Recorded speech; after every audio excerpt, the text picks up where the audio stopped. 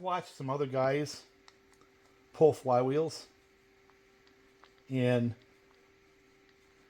the one thing that's been common on almost all of them is that the rigidity of the puller was not great.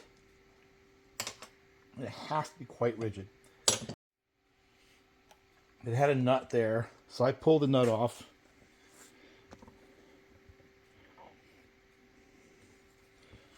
Pulled these things off, and this is a 7mm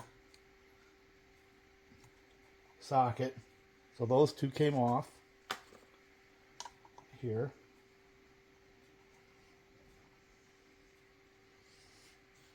Didn't take anything else.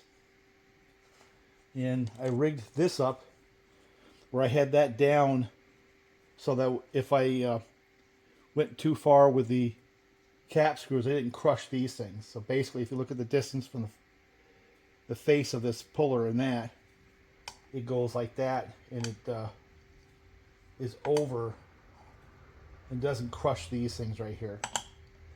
Then I got two of these cap screws. These are the 4mm hex. Put them in that hole. I just pulled those little things out of, those little doodads, for lack of a better word, like this, and I wound them down about flush, right? Didn't have to use heat, didn't have to use any of that stuff. Just a good solid puller is what you need, and it has to be fairly rigid. So once I had those down, then I ran that down, and I took a 15mm socket and I gave it a good crank like that, lifted the whole mess up, hanging the saw by this, and then I went pop on that, and the flywheel popped off. There's a reenactment. So, and the real secret behind this is once you have that attached, is lifting with this handle, lifting the whole thing up so it's off your piece of wood by about an inch or so, and then giving that a wrap, because it's under tension, and usually the flywheel springs right off, and this one did too. That thing right here, it's gold. Get one.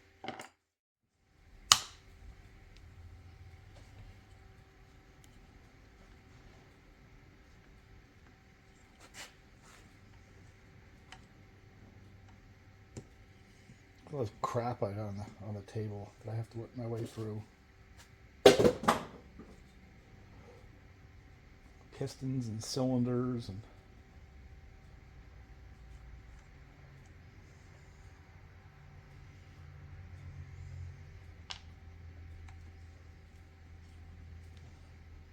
I gotta clean up the handle, clean up the case, but I gotta clean up the tank handle before I start putting things together. But basically, after I got this flywheel, I'm going to go clean that thing up.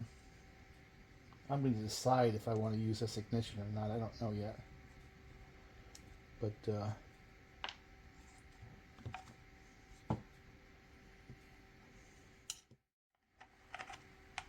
it goes.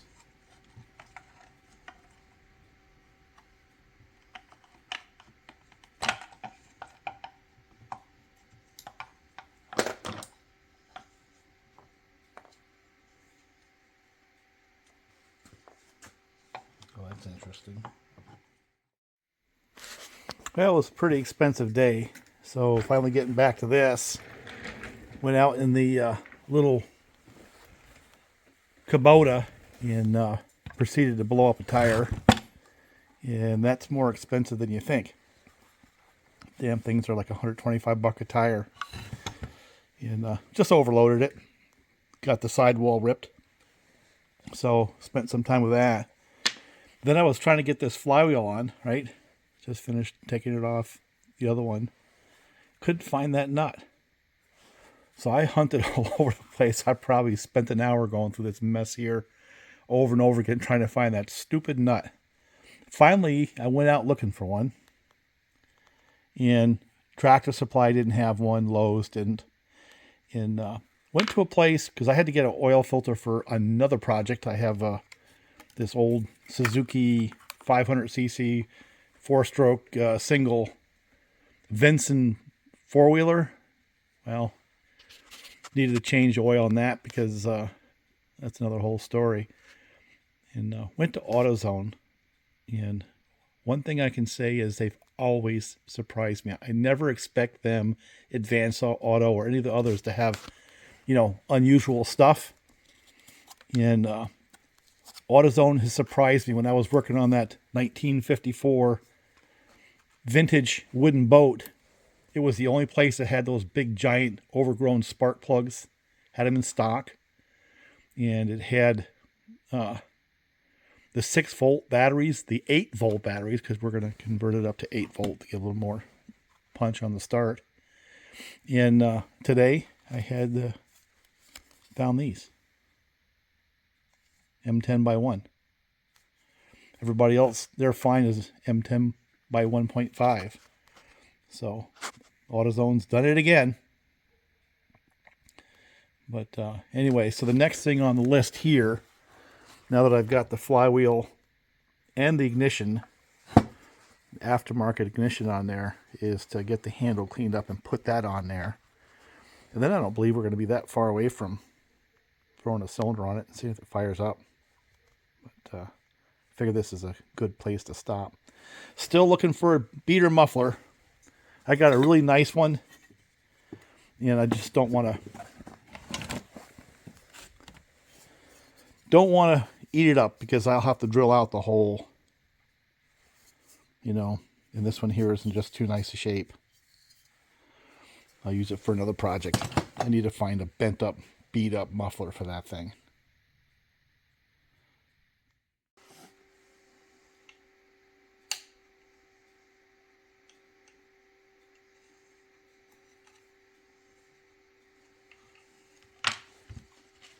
Get the trigger going up through like that. And then basically I'm going to have to leverage or use a screwdriver to work the motor mounts in. No, actually I didn't. Look at that. It went right in. Well, that makes things easier, doesn't it? So now I just got to find the screws. Huh.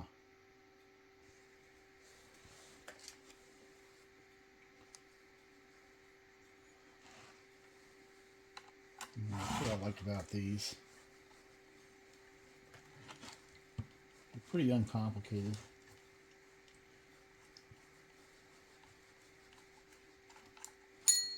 Put the other side on.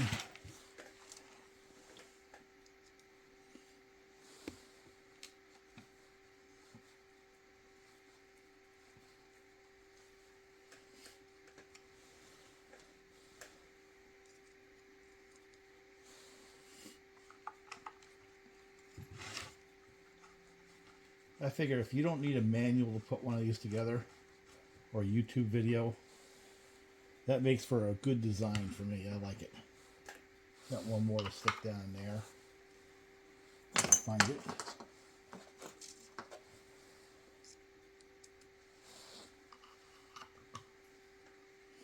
And we'll tighten it back up.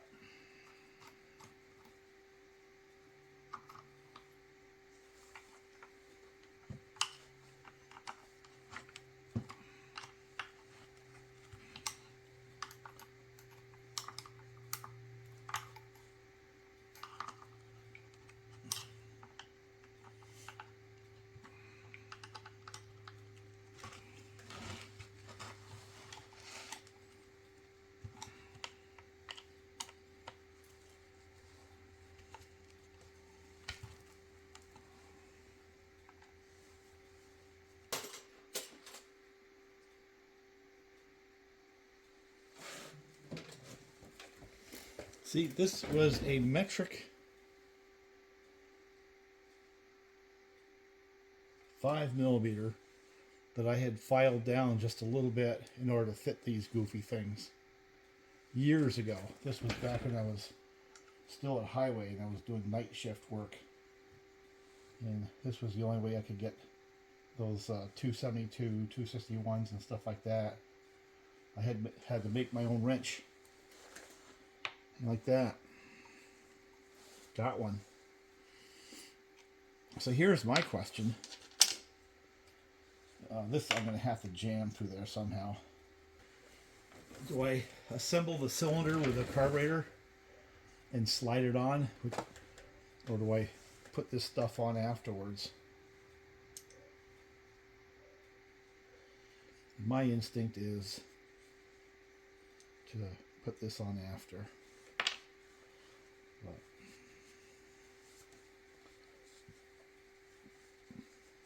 I think I'm going to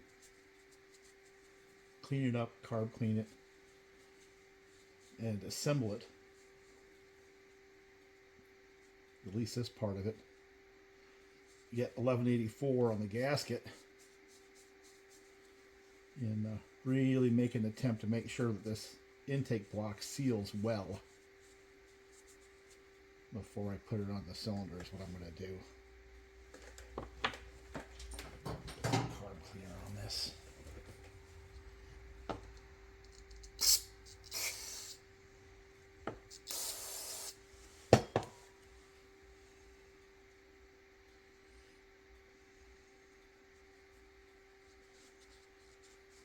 Yeah, dry it right out.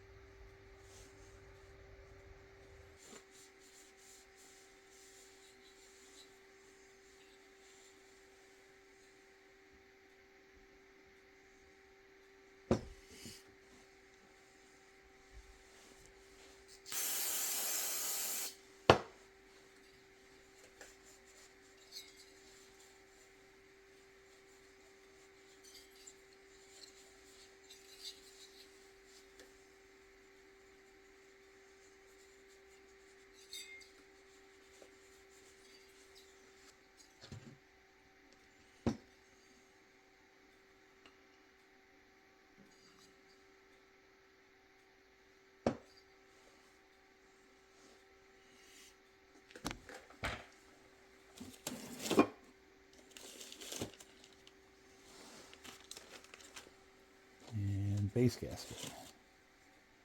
Look at that. I got everything I need. Now, why am I not going to do something as idiotic as a base gasket delete on a saw like this? Because it doesn't need it. And I don't want it to have any more compression than it already has. That's the long and the short answer right there.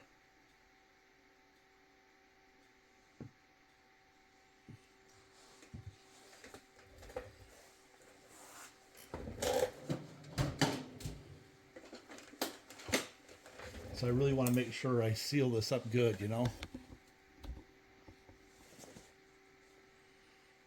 Because these are the kind of things that would make this one not run so good as it is.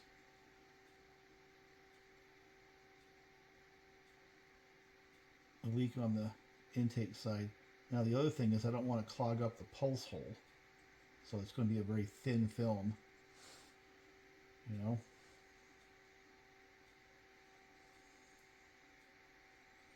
Put a little bit in the holes, bolt holes, and a little bit on this. Yeah, knew I was going to do that. There's 2 down.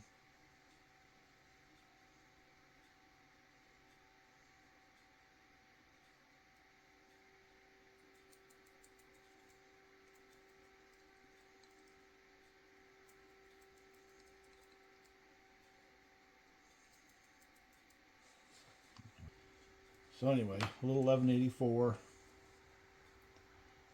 A little bit of 11 any a little bit of the 1184 in the screw holes too, right? And acts like an anti-vibe. And you got to match the pulse hole with the pulse hole.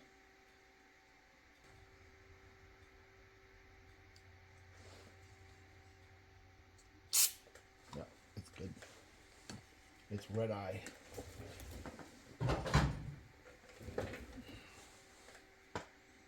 Okay, pulse hole. Pulse hole. Let's wind this right in.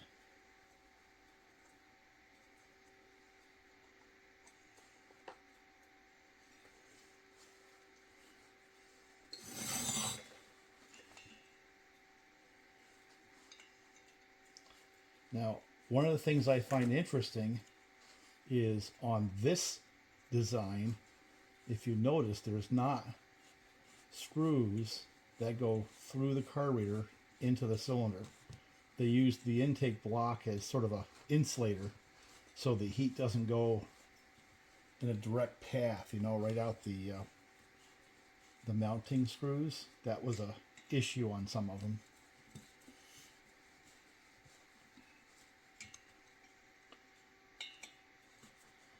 Yeah, I'm thinking I just put the carburetor right on this darn thing. You know, then I don't fight with it. And then just put the cylinder right on.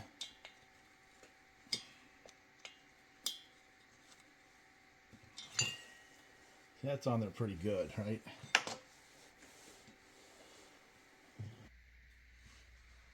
But we will find out right about now.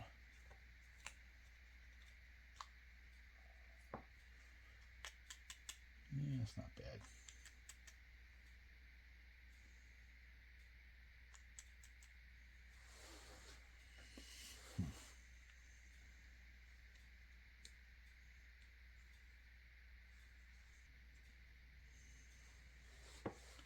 Let me see if I got a better one than that. Yeah, it looks fine.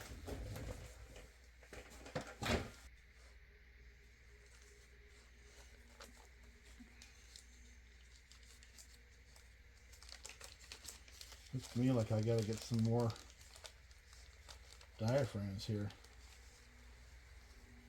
That's what it looks to me like.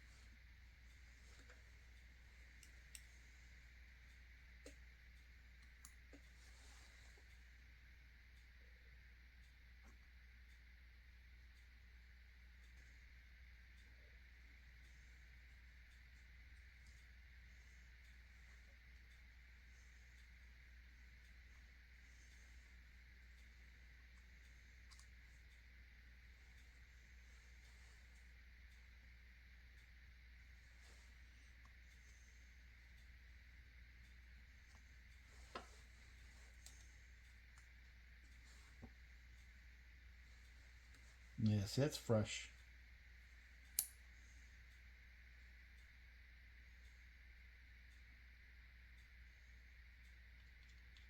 It's dry, but it's fresh.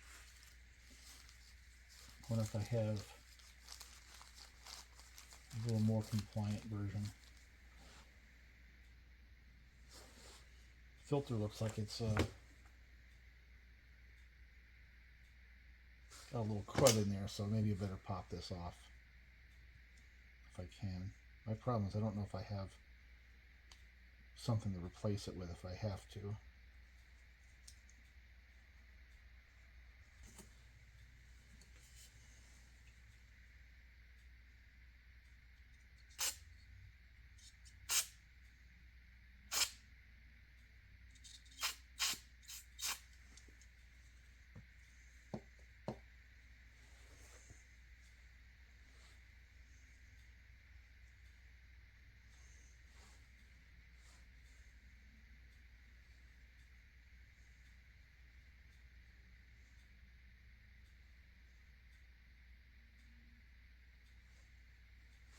Yeah, that's better. Better than it was.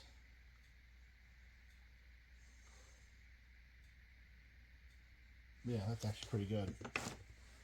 So that worked. That's a first.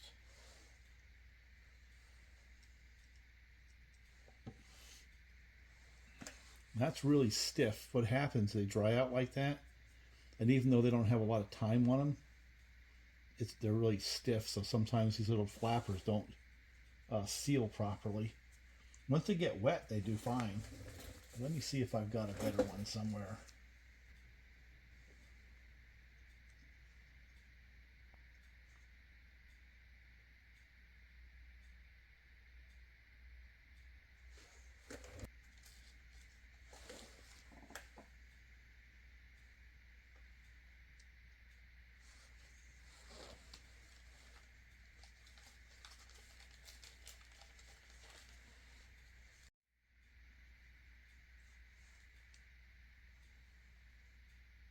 Yeah, I think that'll do it.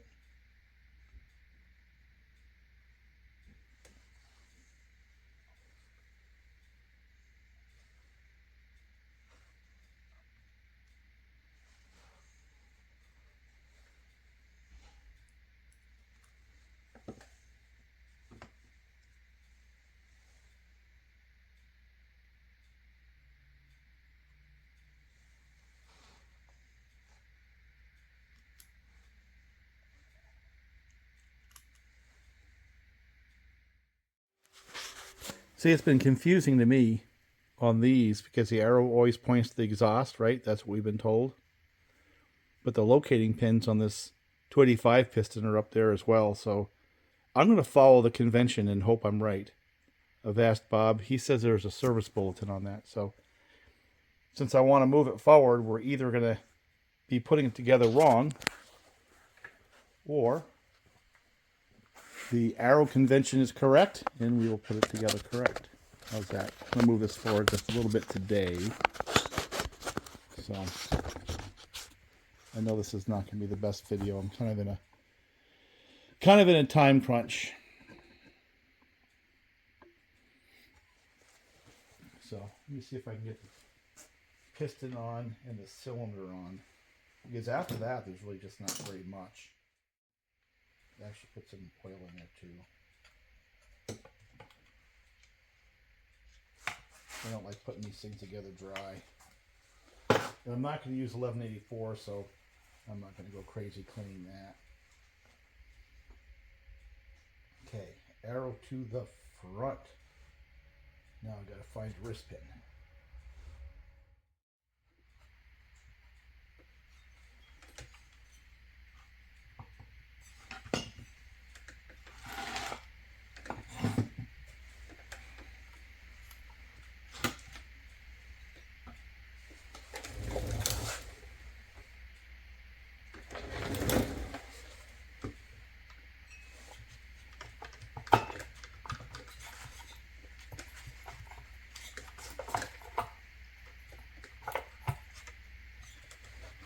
Okay.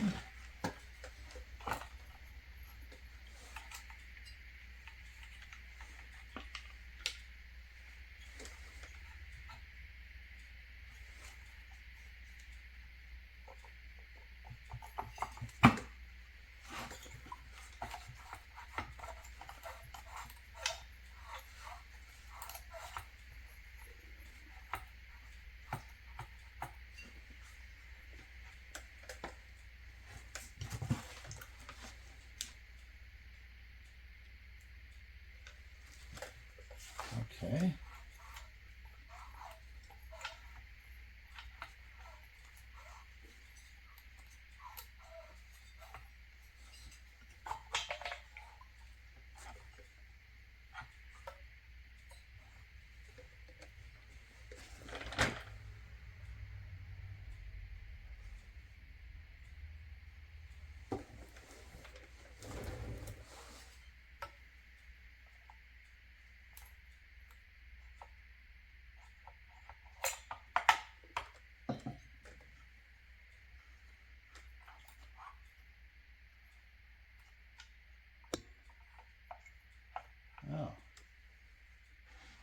check this out. The piston's not going to work. The strip's too long, the crank. So, not sure what's going on with this, but I do know it's not going to work.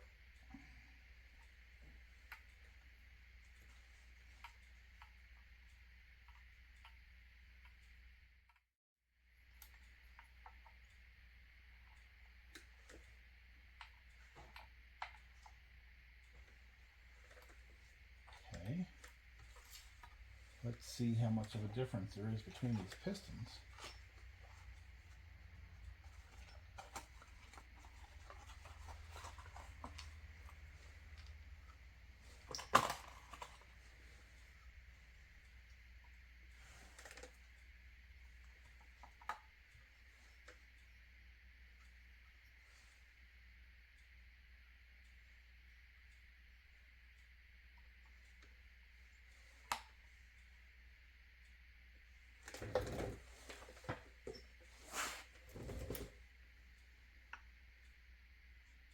Boy, I can't see any difference at all in the length.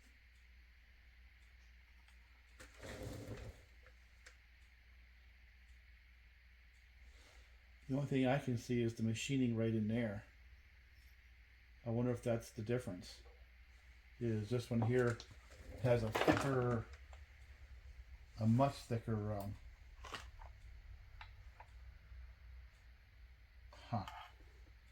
no, that's not going to work. I guess I have to pull it apart and see if I can figure out how to either swap it out or just make it work. Let me get this pin out again. See, this is what happens when you get into aftermarket stuff. You know, especially some of the lesser quality. Now this, I believe, was a VEC cast piston from India.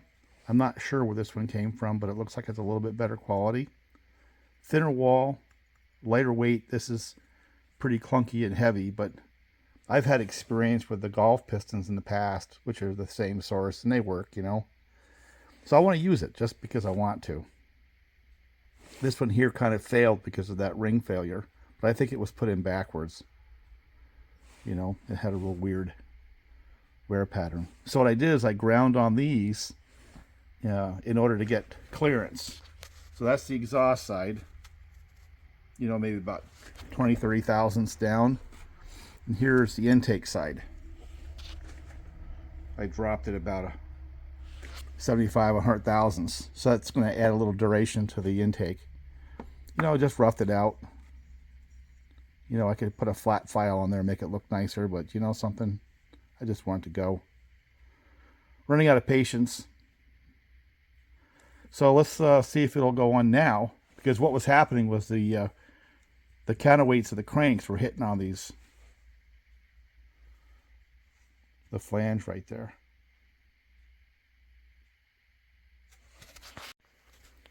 So I have no idea what I'm going to get for video quality on this stuff. Not at all.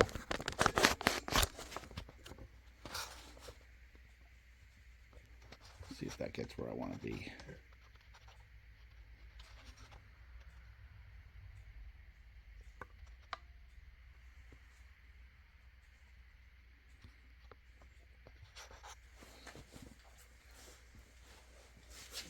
All right.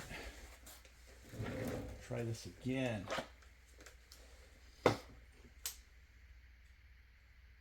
Pretty much have to get this going and then move along. I have a bunch of stuff to do today. Very little of it has to do with chainsaws. My Kubota had a tire failure. Okay, arrow to the front.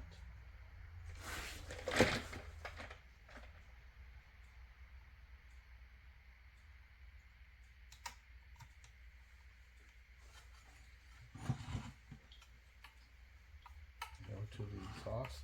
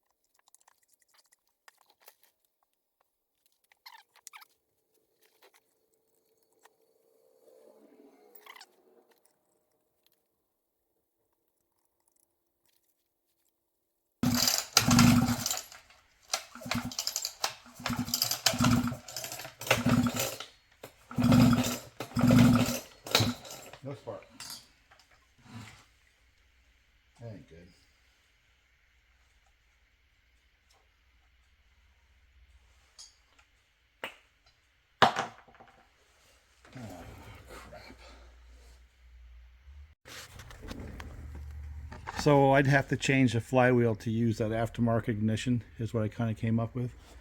So I need to see if I can make this one work. And what I'm going to do is take heat shrinks. This is the kill switch wire. It's all bare. And oh yeah, I had to pop the flywheel again. I was a little bit too annoyed to put it on film, but it's the same game, you know. But anyway, let me do that. I don't think it's worth camera time, but I'll do that. So I shrink wrapped that wire. Now I'm going to put it back on the way it was on before, try to time it the way it was. If anything, I'll retard the timing to make it start a little easier. I'm not interested in peak power. I want to start. So I think where we are now is I just want to get it to run. I did some, well, finagling. Got the ignition back on, the old one. I think it has to match the flywheel. And I tied the wire back with a tie wrap. Let's hold, that holds. I'm going to pull this wire over with another tie wrap, I think. And keep it from getting into the flywheel is the game. Question is, what am I going to wrap around? Maybe you have to wrap around the whole intake block. Yeah, let me do that first, and then I'll see if I can get the carburetor on.